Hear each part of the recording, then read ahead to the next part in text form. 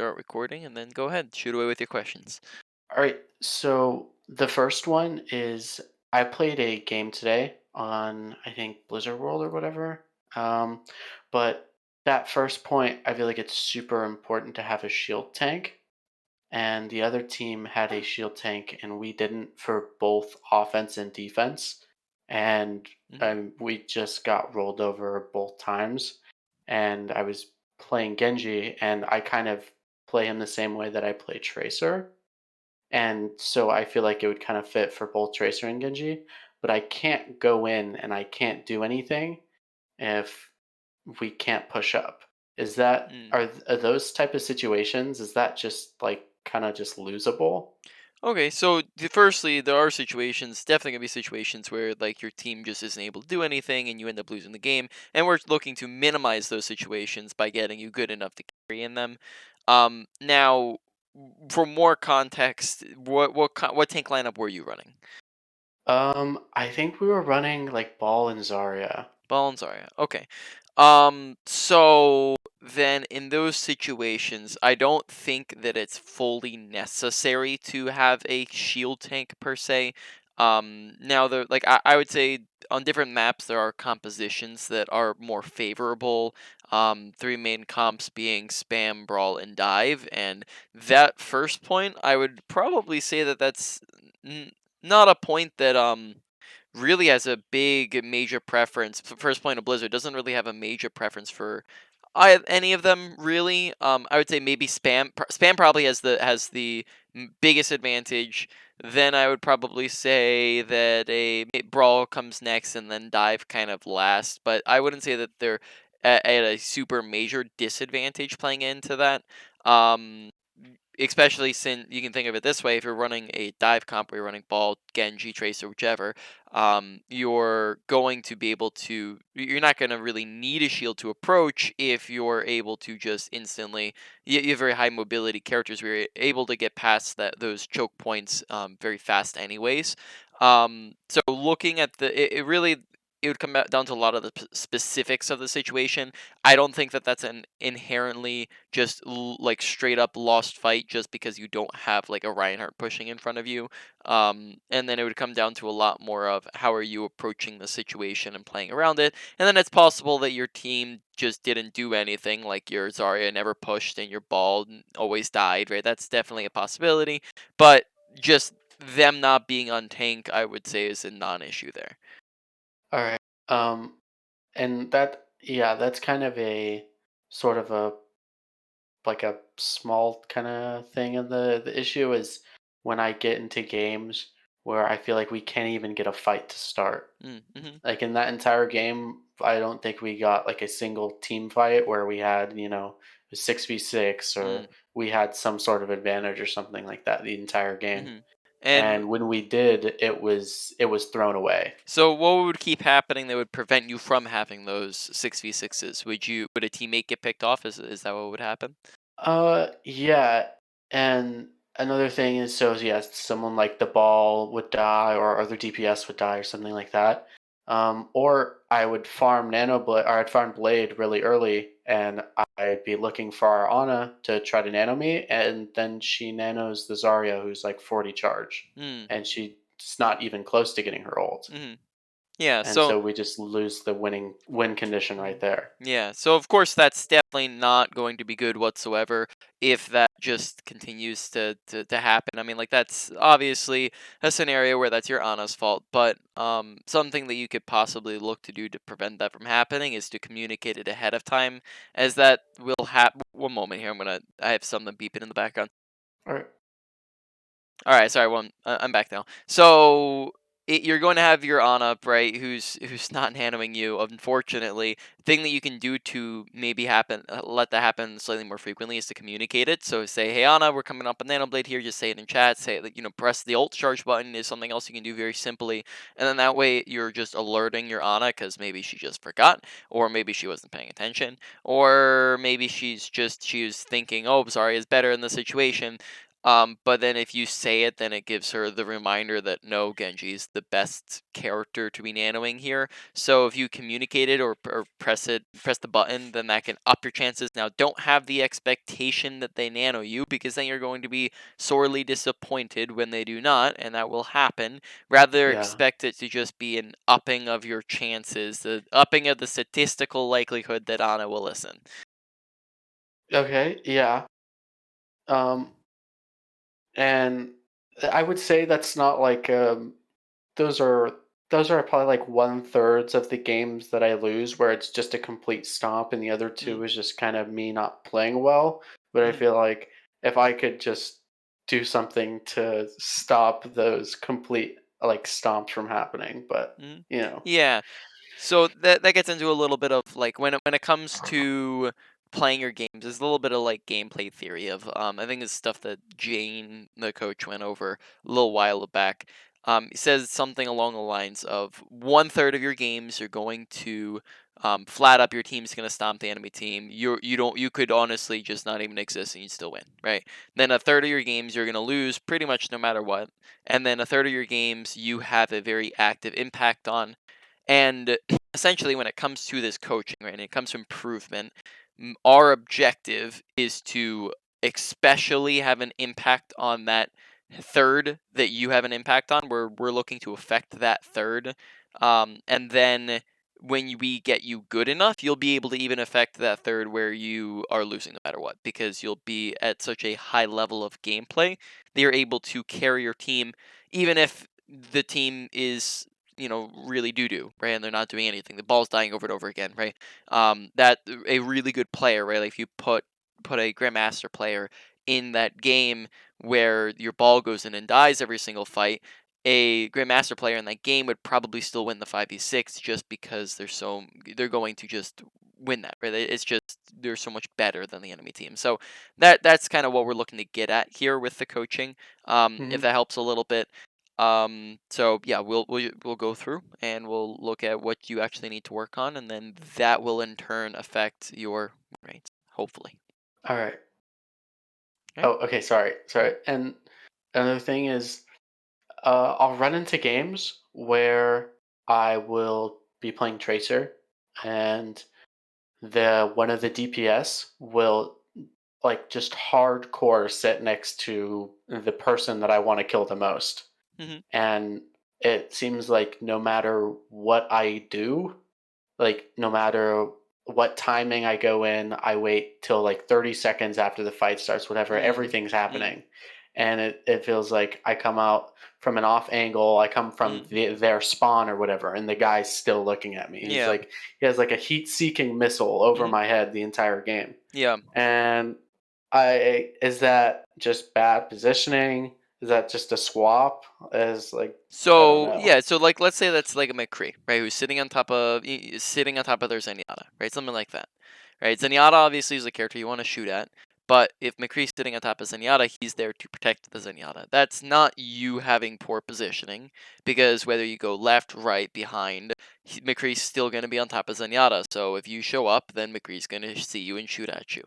Now, what therefore you probably should be doing is, I think this is something that we discussed last time. I think I'm glancing at the notes here that we had, and last time we discussed this is as Tracer, right? Especially if you don't have that very easy opportunity to jump in and kill the Zen every single fight, you want to be playing as if you are an opportunist type character, where you're not looking to just go in every single fight and int on top of the Zenyatta and then die to McCree, right? Because then you're not going to accomplish anything. Instead, what your playstyle should be is to poke and poke and poke and poke and distract and be a diversion, drawing their attention and disrupting them, all the while looking for opportunities. Opportunities would be something like McCree does walk away from the Zenyatta. McCree dies. Let's say you see somebody's low HP, somebody's out of position, Zenyatta wanders away from McCree. Right? You have pulse bomb, so now you can blink in and pulse bomb somebody because of all the farming you've just done. Maybe your team's all diving in and getting aggressive and being a distraction for you. Maybe people are ulting. Right? There's so many various different types and forms of opportunities that could be happening, and you could even make your own opportunities. Maybe you're just poking and then you see, okay, you just made McCree 1 HP. right? So now you can go in and get aggro.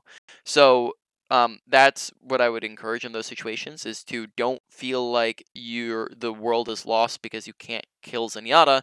Wait for keep poking and being a distraction and wait for something to happen because that's the where Tracer really thrives in actually getting value is to capitalize on opportunities.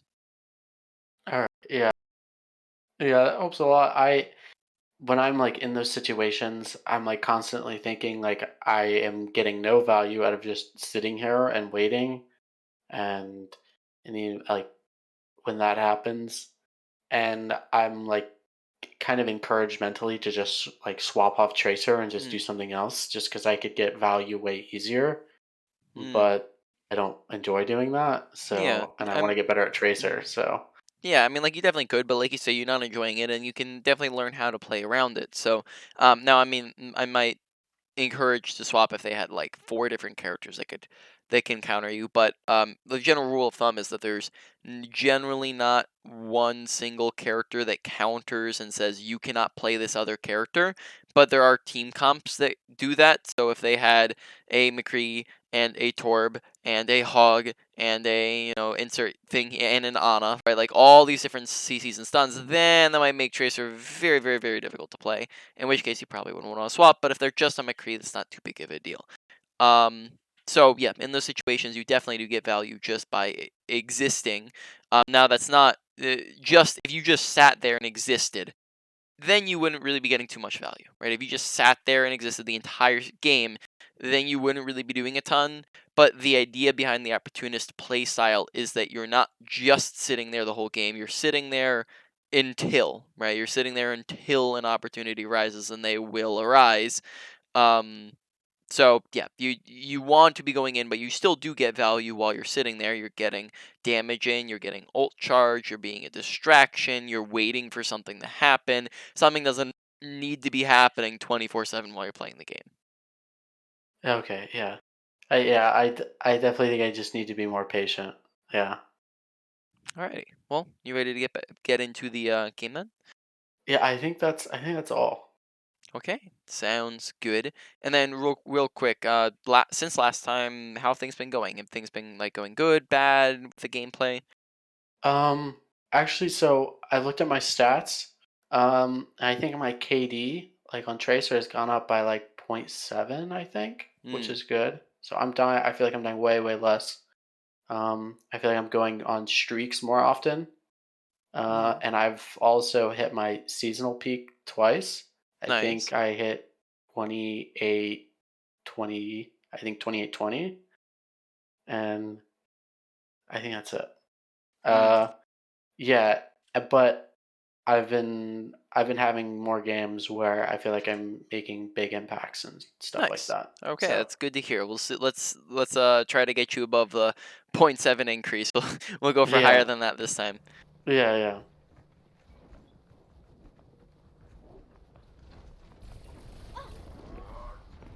Just in time. Now, where were we?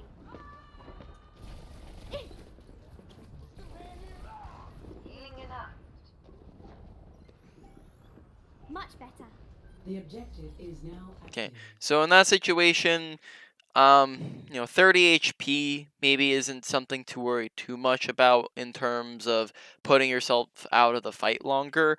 And then additionally, if we were looking to kind of go around on this Ana, we could probably be covering space and distance and then grab this health pack that's near to her. Is an option there, but this just maybe puts us out of the fight, maybe unnecessarily if it's only 30 HP, which is just something to Much consider better. there. That's The very minor objective though. is now active. Very nice damage. The Look for the objective blink is melee in now the situation, right? active. So if we're in a perfect range for a blink here, and then if we just follow that up with a melee, that's a really good situation where it'd be applicable because we ran out of ammo. She's 1 HP. So just to confirm, because I'm not sure how much we've talked on that topic, are you aware of how to go for a blink melees? Yeah. Yeah. I've been practicing blink melees a Mm. lot and stuff in that try hard free for all Hmm. that you told me to do, and I've been getting more accurate with them. I don't know why I didn't do that right here, but yeah, I definitely should have. Oh, Okay, Sorry, Cap. it's good to hear. Nice You're tracking so that far. feeling of deja vu.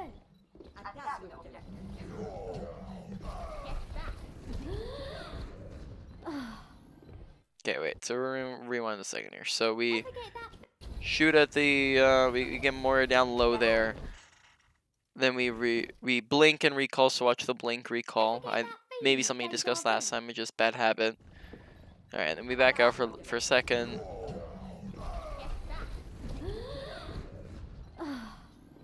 Much better.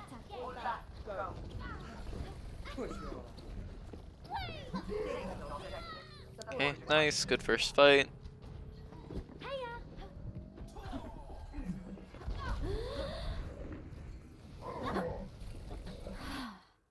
Very minor. Make sure not like looking at the ground. That's just gonna make it easier to tell what's going on. So that's a little bit of crosshair placement here. If we're aiming up and to the right, we'll probably see the Pharah faster, be able to react sooner. So just watch a little bit of the crosshair placement. Very minor topics so far, though.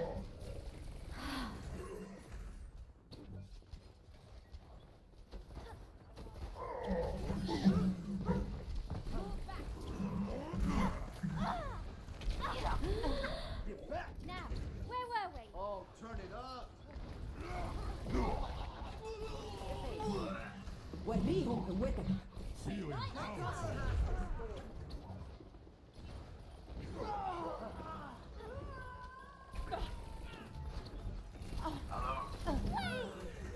Okay.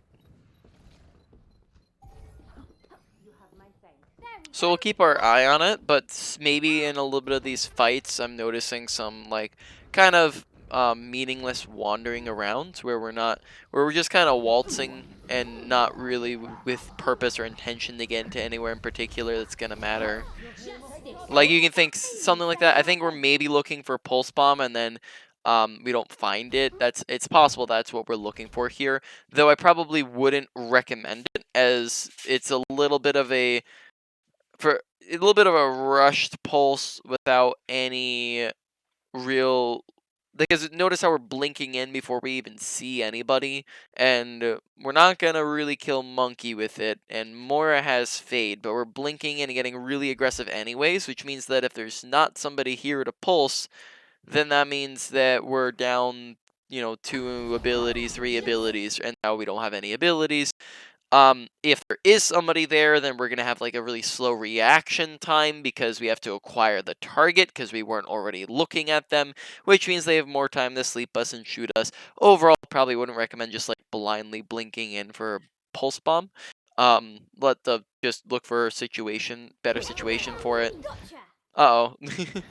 might not Yeah. even also might not even need a pulse bomb if she's standing still and you can headshot her super easily. So delayed, standing still.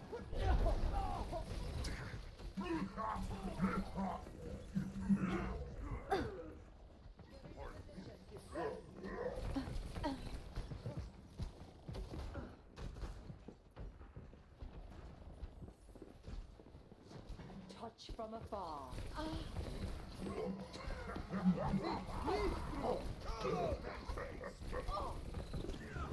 Well, the Mahal. Oh, let's break it. Damn! There we go. Walk it off. Let's try that again.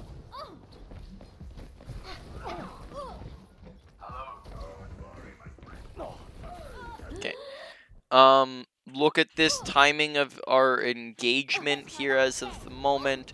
So we're blinking in and getting a little bit aggressive. When it comes to blink management, I'm not sure if we discussed this last time at all.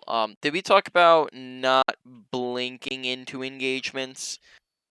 Um, we talked about like just not being overly aggressive, but not really about ability Yeah. management. So let's talk a little bit about blink usage because I'm noticing a lot of blink wasting. So, and ability usage wasting, right? So when it comes to ability usage management, typically the big thing is just looking to obviously use them but not waste them, so that we actually have them for when they're needed and for situations where they're needed.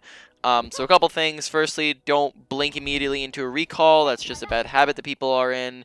A lot of people are, not just you, and then that just ends up wasting an extra blink for no reason. Additionally, when you're going into fights, now this is not an end-all be-all statement, just a general rule of thumb. Definitely how fast you need to engage, right? Because sometimes you need to engage really fast because otherwise the opportunity will escape, or sometimes maybe you need to go in really far, like you need to do like a double blink to get in to like actually reach someone. But generally speaking, if you have the time and it's just a normal engagement, right? So let's say we're just coming in here on the right side. I'm not going to want to do this, where let's say I do not have blinks, right? Let's say I'm down like this. I'm not going to want to blink in, because then I arrive with one blink, right? Let's say if I'm down 2 blinks, or sorry, let's say I have 2 blinks left. Sorry, I'm trying to make this easy to understand. Okay, I have 2 blinks left. I don't want to blink in because now I'm at 1 blink, right? As I'm engaging.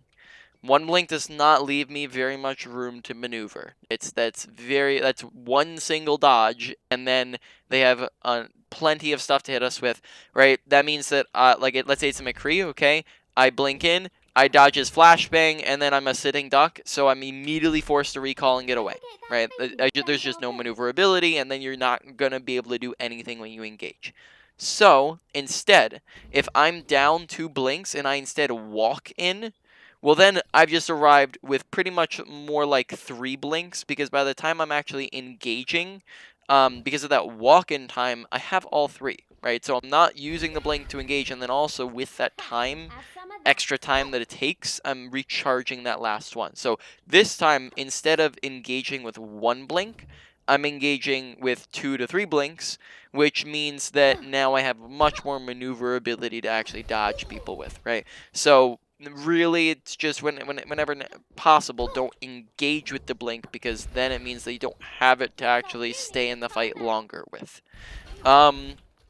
Additionally, there's maybe sometimes where like we're double blinking when 1 blink would suffice, right? Where we're trying to get over to a doorway and we blink twice to get through, and maybe we could have just blinked once, right? We could do something like this and then we're through. So just other things like that. I'll bring it up more as we go along. But any questions on any of that? Uh, no, yeah, I get it. Traveling to Nepal. Ready for battle. Double kill. I'm the other tracer. Yeah, I was thinking that. Okay, so you can see this maybe a little bit here. Okay, so we come around, right? So here we shoot around. We get closer, we recall instantly. Then we blink engage, right? And then now we're at 1 blink rather than 3. Yeah. And then also additionally here, note the timing in which we're attempting to engage them. Right? We're going in, and what's up with the fight currently? We're down 1. It looks like, We're down 1. and Mm, we're not really pushed through. I guess I don't know. okay. Okay, so in this situation, right? Like how close? Like Hogs, kind of is he anywhere near the fight? No. No. Okay, so it's kind of for the current moment. So you could say for the next 3 seconds, it's even more like we're down 2. Okay, and then Reiner, Anna, and Lucio, do they look like they're currently attempting to push through? No. No. Okay, so now when we're in between fights, you have to be very, very careful about engaging, right? Because when you're in between fights, your team, there's a couple things going on. Firstly, they have a lot more abilities, right? Hog has Hook, Kree has Flash, Moira has Fade, Tracer has all her blinks, etc. Right? Everybody's all their abilities because the fight just started, or it's in between fights, right? So, therefore, we have a lot more things to be wary of. Secondly, major thing here is that when the fight has not yet started, they are not distracted. You as Tracer are a distractor, but also note that your team distracts for you. If you have 6 people look at you, you will die. Right? That's not going to work out too well for you. If it's a 1v6, you die. And if the fight is not yet begun and they are not distracted, then all of them are very easily able to turn and look at you. So here we engage. Let's look how many people turn and look at us, right? 3 seconds, and they send 1, 2, 3, 4, 5 people after you, right? Every single person turns and looks at you. And that's because we're engaging when they are not currently distracted. Now, if the fight had begun, or your team is pushing, or something or another, right? Then that means that they're distracted and they can't send 5 people to turn on you. Maybe it's only 1 or 2 people, right? And then in that case, now you're drawing to people's attention, which is a good thing. That is you being a distraction for your team. It's the flip side. So be careful about engaging in between fights. You probably don't want to be engaging in between fights unless you're maybe very close to charging up your ultimate and you just want to poke to get it. You probably do not want to be going in when the fight is not really started. Yeah. And then that results in our dying and then our staggering.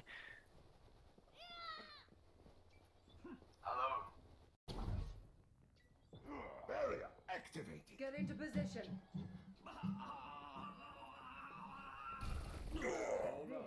Is my will. Okay. So we're looking to go outside, right side, maybe looking for like a flank. Is my will. Wait, right on target. Cracking. Okay, very nice. I've sighted the enemy. If we are to Cracking. Yeah, okay. Sorry, Cap. I've Were they already down someone? Tracer's already down. Yeah. I think that's fine. Possible that we don't need it because we since Ana is scoped in, we could maybe one clipper. Other team's incredibly split up. They still have Tracer walking back. They're down Monkey, but I think that's very fine usage. Good kill on the McCree. Gotta be careful of the hog. I have a feeling we're gonna get hooked in a second. Just in time. Hey, look. Good escape. Alrighty. this will heal you. Quiet. For the Crusaders! I'm under attack. Nanoboost administered. Here I come!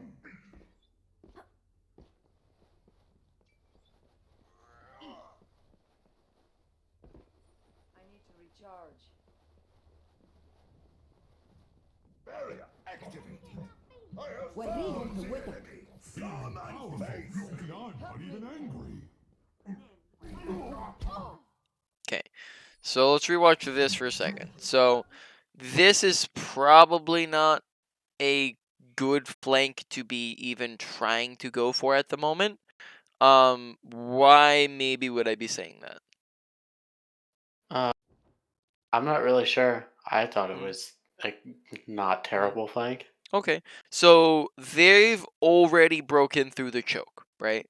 They've already gotten through. So this right here that we're trying to go around, right? To get let's say McCree's not there. To get around it, it probably takes us let's say they're like at the choke. It probably takes us like approximately 6-7 seconds to get there. If we're not using, I guess, like every single blink as we're arriving, then the other issue is that they've broken through choke. So are they gonna be sitting there? No, they're No, not. they're probably gonna be pushing into point. So they'll probably be more like here by the time we make it all the way around, and then therefore that adds like an extra like 4 seconds to it or so, or 5 seconds to it, something like that. Overall, it's gonna be a really long flank and the fight has begun at this point. And generally speaking, when it comes to flanking, flanks are long and or dangerous. Tracer is very fast and she is very survivable. So you can go on flanks, but you want to be careful about going on longer flanks in the middle of fights because then that means that by the time the fight's, that means that you're out of the fight for a whole 10. Let's just say let's just be generous here. Let's say 10 seconds, right? That means that you're out of the fight for a whole 10 seconds, in which case your team could already have lost the fight by then, right? Yeah. So I would probably recommend against that. Now, if you're looking to engage from this side, then what you could have done is just already been over here, right? Just been hiding off in the corner, so that by the time they're walking through choke, you're already in position to go for it, right? And then that would be a lot more effective than going for it after the fight started. Yeah. Get into position. Back in the fight. The power of destruction. Wicked. Kill the Mahal. Something changed about the audio. It sounds like muted for some reason. Easy. Okay, so during this fight, I think we could possibly see some like of the wandering around we are talking about. So here, we're low. We blink. We grab the health pack. Okay, we come around this side. Back in the fight. So I would be thinking to myself currently that rather than coming out on this side, you probably want to double back, grab the health pack, and just immediately come back to this side. Why would I maybe say that? Uh, because it'll take a long time to wrap around all the way. Yeah, it would put us at a far range away from the enemy team, where if we're coming out here, and maybe void the Moya who for some reason is like inting into your team, right? So like let's say aside from Moya, but I guess you could include Moya. But I don't even think from our perspective we like know that there's a single Moira by herself on the middle of point there. Yeah. So let's say we come around here. Well, now we're like really far away from everybody on their team. What's your range on Tracer? Like your preference range? I would say about like close mid range. Yeah. I would say more like close range. Your preference range that you like to be at is roughly around 13 meters, because that's where you start to see fall off past that. And this Hmm. also allows you, if you're within like 10 meters, I'd say is your preference range, and then you can go a little bit further than that, definitely, because you're able to from 10 meters go for blink melees, go for blink pulses. It's going to be within your maximum damage range. So keeping in mind, I'm not sure if we did we discuss all that last time. Um, Not really. Blink range and yeah. damage and stuff like. I don't think Mhm. so. Yeah. So there's additional reasons, right? So we just talked about a couple there, right? Additionally, when you're talking about range, like I would say mid range is like when you're talking about mid range, that's more like 15 to 30 or so, right? That's like a mid Okay. range. When you're referring to it, that'd be like McCree's range is like 15 to 30. When Um, mm, sorry, when I was saying mm, close mid range, I was thinking like 15 meters. yeah. That was Yeah, that would be more so like a close range within that. yeah. Though if you're yeah, like that's like on the very very edge of a mid range. So yeah, like 15 meters, like that would be right here roughly. That's not bad whatsoever. Though do know that's still not your preference, because like notice from back here we're gonna have spread damage where not all our bullets are hitting, so we're doing less damage. Further away targets are harder to hit. Now that's not too bad here because it's still relatively big, but this is different than this where there's just even bigger and easier to hit, chunkier. Additionally, a fall off damage. So after I believe 13 meters is where you start to experience fall off damage. So when we're all the way back here, we're doing pretty much so like when we're up here, we just mow them down, right? We can finish off probably 2 people with one single clip, right? We can do that and then finish off another person with the same clip. But if we get back, and we can do that from here too, right? But we get back to 15 meters, and you saw how we weren't actually able to actually finish the person off in a full clip, right? Yeah. 20 meters, even, it gets even worse, much, much worse from back here. So if we're coming out to point, then that's putting us kind of more so at these ranges where we're not really doing a whole lot from these ranges, right? Um, So, Looks like therefore, we need a probably fireman. want to be just doubling back so we can stay within that range. Now, additionally, last time did we discuss, I know we briefly just discussed flanking, but did we discuss like off-angling and flanking, like that whole concept and why you do it and when you do it? Not really. No, no, I don't think so. Double Okay, kill. so Nice. flanking versus off-angling, the two are different. If this is the enemy team and this is my team, this is the main angle. That the main angle is a lot of times not where you, or very often not where you want to be as Tracer, right? If you're trying to shoot through the main angle, you're going to be shooting the shields and tanks and tanking abilities, and it's not going to be very easy to do anything at all. Last time we talked about target priority. You're not really going to be able to shoot at your targets if you're coming from here. So what you want to do is take something that they call off angles. This is a different angle from the main angle, and it is going to get you to their backline pretty much instantaneously. Off angles in comparison to flanks are very short and fast. It's very, oh sorry, short and safe, right? It's going to, you can be able to get back to your team very easily, and it did not take long whatsoever. Enemy team, our team, main angle, right? Another example would just be coming up to high ground real quick, very short, very fast. A flank would be more like if it's the same scenario, we went arounds and arounds and arounds and around, right? So now by the time we're getting here, it's much more dangerous. It took us really long. Might not want to do that while the fight is in the middle of going on, unless you feel like it's kind of really necessary or you're going to get a really good value out of it. Because it just ends up putting you out of the fight for so long. So think of it like this, like that 10 seconds you're outside of the fight for needs to be more than made up for by the flank itself, Double right? kill.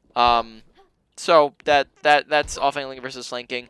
It's also additionally going to be acting as you're going to act as a distraction from the sideline, right? When we're over here, we draw their attention and their resources, right? If they have 6 people looking that way, all the resources are going that way. But if they have like 2 to 3 people who split and put their attention on us, well, now we only have 2 to 3 people, so we can live through that. But then our team is taking a lot less pressure, and we're creating space for our team, drawing their attention, drawing their resources, means that their front line has less healing. They have less tanking, they have less damage on the front line. We're just essentially splitting their attention, and therefore that's usually going to be a benefit because they're never going to like perfectly allocate their resources. They're always going to either send too many people after you or too little people after you, and it's just not going to be any good for them if you're off on the off angle. So, yep, that's why you want to do it. And are so are Hmm. so should I be going on like hardcore flanks ever, or is that like Yes. very very rare? No, yeah, so you should definitely be going on hardcore flanks as Tracer because it depends on which character you're playing. Tracer is very fast, and she has probably some of the highest survivability in the game, and therefore you are very capable of going on flanks, but you have to be careful about the longer, so like because not all flanks are created equal. Some are more dangerous, some are longer. Try to avoid the highly dangerous ones, and try to avoid the super long ones in the middle of the fight. Right now, you can go on like maybe some of the shorter flanks in the middle of the fight. And if you're going, and you might want to just reserve the longer ones for if for in between the fight or in a really big lull in the fight or something of that sort. Okay. One. Oh, that's wrong character again. Whoopsie. So we are past that. So we were up here, we double back, or we don't double back, right? We come out over here, right? We're just really far away from everything, right? Look at our screen right now. Like besides like Tracer, we're not really gonna be able to do anything. We immediately double back because I think we maybe realized that we weren't like it's not the best angle for you to be in. We possibly could have gone for the people on point. Okay, we come over for the monkey. Like honestly, at that point, I probably would have committed to the people on point. It wouldn't have been the best initial decision, but sometimes when you make a bad decision, it's better to commit to the bad decision than try to revert it because then you end up making an even worse decision. So here, now that we're over here, I probably would just start shooting at the Tracer and the Moira on point. Even though it's not the best place for you to be positioned, it's better than doubling back and then wasting every single blink that we have and taking even longer out of the fight, right? Where now we've just spent all that time doing nothing. Okay, then we kind of come around for the Ana. And then by this point, the fight is pretty much lost, right? So being just watch how much time there is there just walking around not really doing anything from when we first see McCree, right? We see McCree and then it's like 1, 2, Back in the fight. 3, 4 Mississippi, 5, 6, 7, 8. Here we probably could have gone straight on the Ana, but we blink around. 9, 10, 11, 12, and then by this point the fight's already lost, right? So therefore, try to make sure you're participating, right? Hmm. Don't kind of wander around for too long, right? Be in the fight.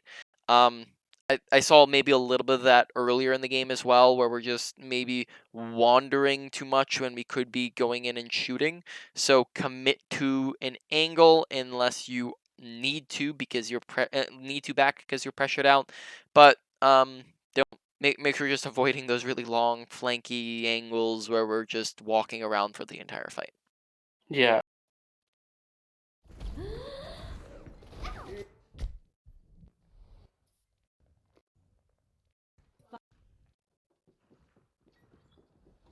My will made real. Allow me to repair the damage. I require assistance. I need to recharge. Okay. Yeah, right now we're just poking a little bit. I don't think we just heard that Tracer blink behind us. Did she just blink behind us? Yeah, she did. So audio, a little bit of audio awareness as well as I think that we Hmm. could see her on our screen there as well for a second, if I'm not mistaken it. Yep, we could see her blink through right there. So she just kind of did like a double or triple blink through your team. So audio awareness, visual awareness, keep your ears and eyes open, and then we know Tracer's just there without any blinks. We turn around, we Hmm. pressure her out, she recalls and hopefully recalls into the middle of their team, and then that's an easy pick. Yeah. Actually, I have a question Hmm. for like really specific. Like, there's a lot of chokes like this. Hmm. I feel like in maps on the game, and I feel like I'm stuck in scenarios like this where I just have to sit in the back. And I guess I could have gone on that tracer, but when there aren't people running into our back line randomly, I feel like is this on these types of chokes where it's super closed off and I can't really get a good off angle or anything and just sit there and wait Yeah, just I to mean, poke? this. Your team is in a really good like a couple of things, right? A couple of questions that we can ask on that situation. Okay, is it good or bad? This right now is this a good or bad scenario for your team? Oh, this is good. We're holding the choke. Yeah. Okay. So already it's not like you're in a negative scenario to begin with. So secondly, would it be a good idea to flank around to their back right now? Not really. Okay, because it would take us super long, and then Yeah. it wouldn't, and then it wouldn't really be even a good angle to be with, because if we're right here, they could just all turn around and look at us, right? Like it wouldn't be super effective anyways if we were Hmm. right there. Not very survivable. So it's not like we really have another option than just sitting here. And it, like I said, it's already an advantage for your team. We possibly could push slightly like closer because we were like like back here, we're just like kind of poking from a distance a little bit. Maybe it could be just like up right behind your Reinhardt or something like that. Because if they start pushing, you have blinks to get away with, right? So just no reason not to play within your preference range. Yeah. Um, but besides that, yeah, I mean, like, there's no really. It's just waiting for something to happen. You just poke, poke, poke, poke, poke. Wait for an opportunity, and then you do something. You're not Hmm. always going to be able to force all the kills to happen all at once. Here there's just no better alternative, and this is already a really good position for your team to be in, right? You're not gonna be able to go around, so you have to go from the front, and it's good for your team. So just kind of sit there, poke, and wait for something to happen where either your team breaks, kills them all, or they push out, and then you can start attacking them. All right. Yep. I mean, because you could say that about pretty much, most characters, right? Like, what is Reinhardt gonna do here? I mean, like, he can go and swing, but they're around the corner. Every person on your team is pretty much in that same position of Hmm. you can't really do much until either you break their shields or they try to push you.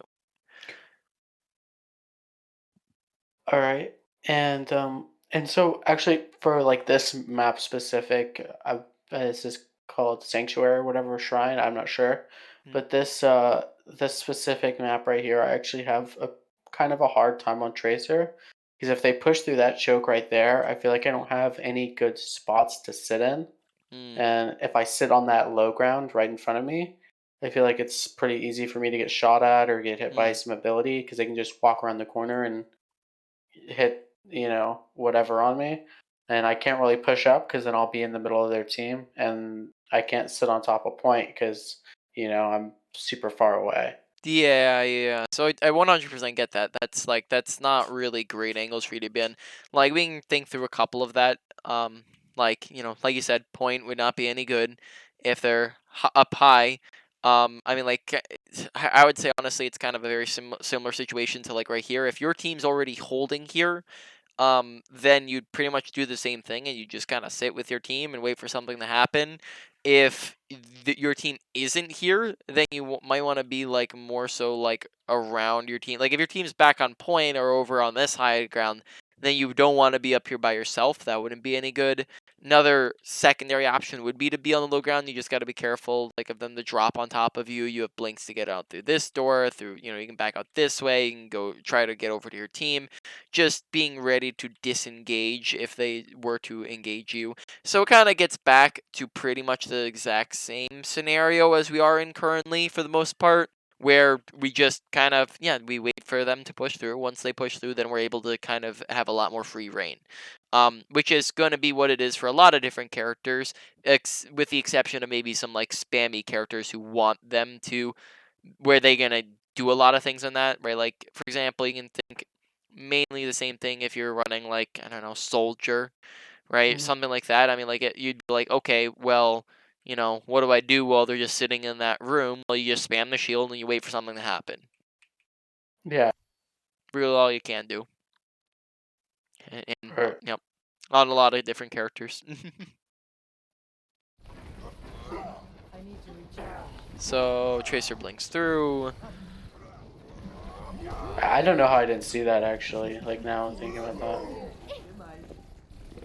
The objective is now active. You maybe go cap point. That's something you could possibly do there as well. The objective Just is so you can get it mine. faster. Whee! You Nice. got what's coming to ya. Yeah, additionally, that would stop your whole team from running the point as well if you were to go and like solo cap it. That's something Hmm. you can calm or something of that sort. So if you go and blink over and grab point, then that means that your team can all continue to hold high ground. Whereas here we kind of give it up for free. Yeah. Let's try that again. Allow me to repair the damage. Okay, so here maybe a little bit more of like wandering around, not really too sure what we should be doing. Because maybe we're caught off guard by the fact that they're pushing in right now. So we spend a little bit of time, like, we're not going to be doing anything from this distance. So what do we need to be doing right now? Probably go to the left and try to find the auto. Yeah. Like the main thing is closing the distance, right? If we can't do anything from here, we need to get closer. And to get closer, we pretty much have two different choices. Either we go right side or we go left side. Your team is going right side, so yep, left side would probably be a good idea, right? So then we Hmm. kind of poke around here for a little bit, and we poke around here, and then we finally go left, and then we still poke, Allow me to repair and we the damage. poke, and we just kind of sit, and we farm hog, right? And we kind of sit, right? So it's just a lot more of just wandering around, not really hard engaging, maybe on the wrong target priorities, right? So it feels very I'm trying to think of like what I want to like refer to it as. Um just non-committal, really, Yeah. I guess is a way to say it. We're just not really engaging, right? So when we're talking about an opportunist playstyle, I don't want you to confuse it with this, because when you're playing an opportunist playstyle, that does not mean that you're sitting at 30, 20 meters away poking at them. That's not what I mean by poking, right? You're not going to be sitting here, doing nothing until you see something. That's not what I'm talking about. What I'm talking about is that you're going to be doing something more like this, where your team's coming in down here. You're going to off angle, come over to the side. You don't see an opportunity yet, so you're playing a little bit passive, but we're still getting close. We're still looking to do stuff. We're just not committing yet, right? It's the we're kind of waiting for that opportunity until we hard aggress. We're just playing a little bit lower of a aggression. Something actually might be really helpful to go over is aggression scaling. I assume we didn't talk about that last time. No, we did not. No, okay, so let's go over that then. So this is something I often go over with tank players, but also it applies to like every character, and I think Tracer would actually be a decent character for it to really apply to. So it's really just the idea and concept of it's kind of a tool to think through your aggression and when you should be doing what.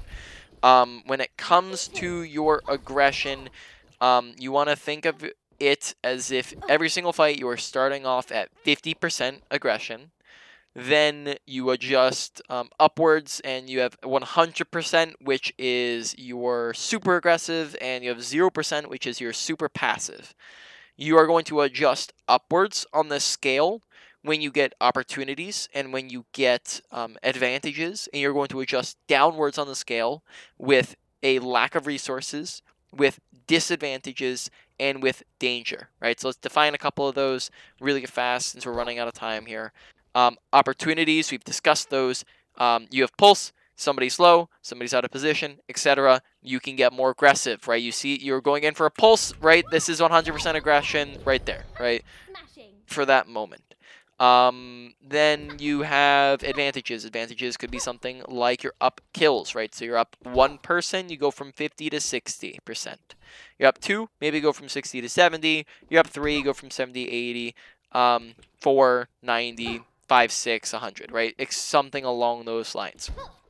Exact opposite with disadvantages.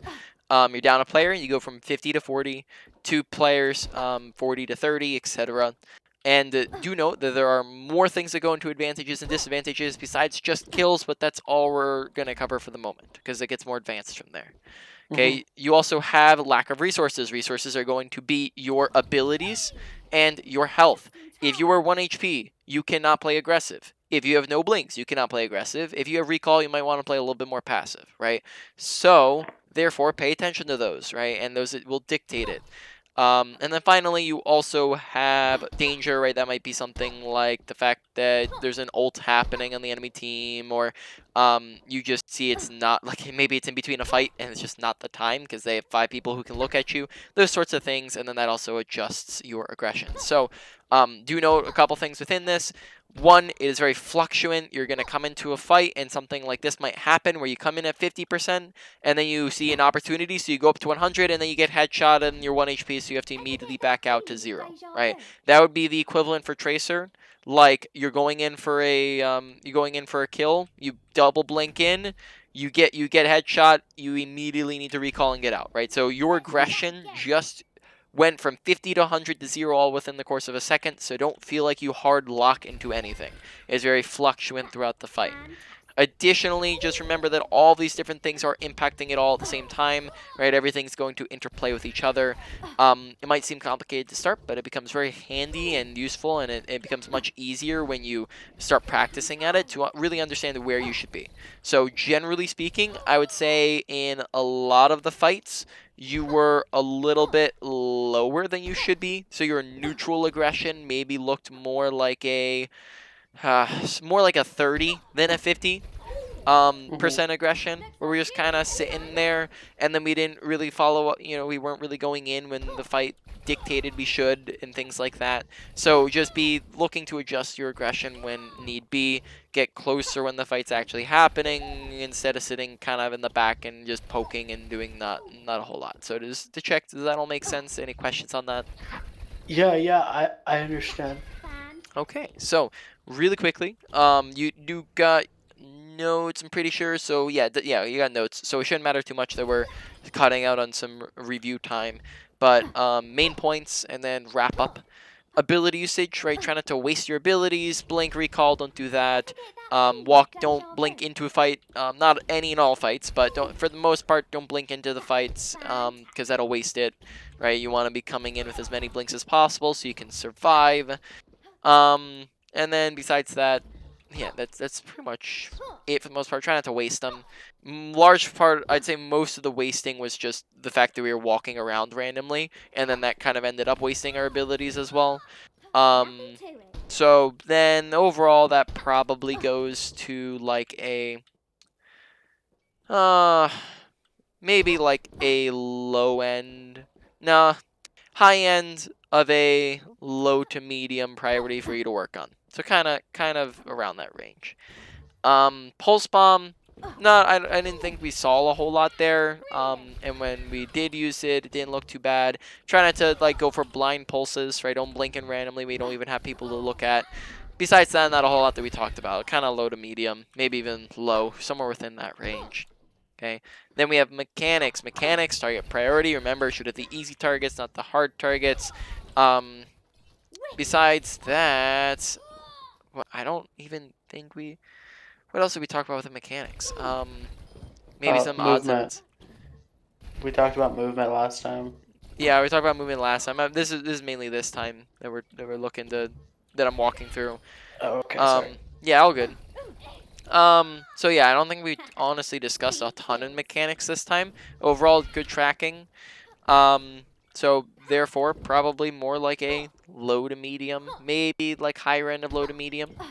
And then we get to positioning. Positioning, big one, right? Don't wander through the map kind of aimlessly, right? Make sure you're like putting yourself in the fight. Not really sure if that's like exactly positioning, but it's kind of positioning. Make sure you're watching your preference range, which is going to be roughly 10 meters, kind of capping out at around 15 meters, right? Because once you get to like 20 meters, then you're really not doing a whole lot at all, right? So you're like capping, it's like 10 preference, capping 15. Don't kind of sit at this range because you're not doing anything. Oh, mechanics, sorry, just to cut back. Mechanics is the whole play style, right? The whole mechanical play style, right? That gets into opportunist. You're an opportunist play style. Look to play for opportunities. Really pay attention to those and play off of them, and whatnot. And then therefore that probably does go up. Though honestly, at the same time, just to keep it simple, you could also say that opportunities just also plays within.